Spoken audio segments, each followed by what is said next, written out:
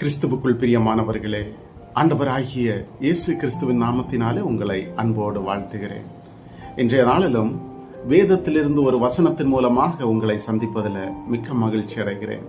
சங்கீதம் 119வது அதிகாரம் 18வது வசனத்தை நாம் வாசிக்கிற வேளையில, உமது வேதத்தில் உள்ள அதிசயங்களை நான் பார்க்கும்படிக்கு எனது கண்களை திறந்தருளும் என்று எழுதப்பட்டிருக்கிறது. கிறிஸ்துவுக்குள் பிரியமானவர்களே, நம்முடைய கண்களை நாம் பார்க்கிற பொழுது அது எப்பொழுதும் திறந்தவைகளாகவே இருக்கின்றது. ஆனால் வேதத்திலே நாம் பார்க்கிற பொழுது ஆவிக்குரிய கண்களை திறக்கும்படியாக பக்தன் ஒருவன் வேண்டுகிறார்.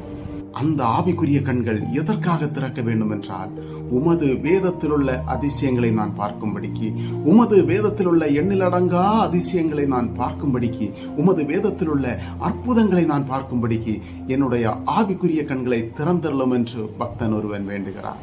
அதை சாதாரண கண்களால் பார்க்க முடியாது, ஆவிக்குரிய கண்களால் தான் பார்க்க முடியும். அந்த அதிசயங்களை பார்க்கும்படிக்கு நம்முடைய மனக்கண்களை திறந்தரலும் என்று சொல்லி ஒவ்வொரு நாளும் நாம் ஆண்டவரிடத்தில் ஜெபிக்கிற பொழுது அந்த அதிசயங்களை பார்ப்பதற்கான கிருபைகளை நமக்கு தேவன் அருளுவார். God bless you.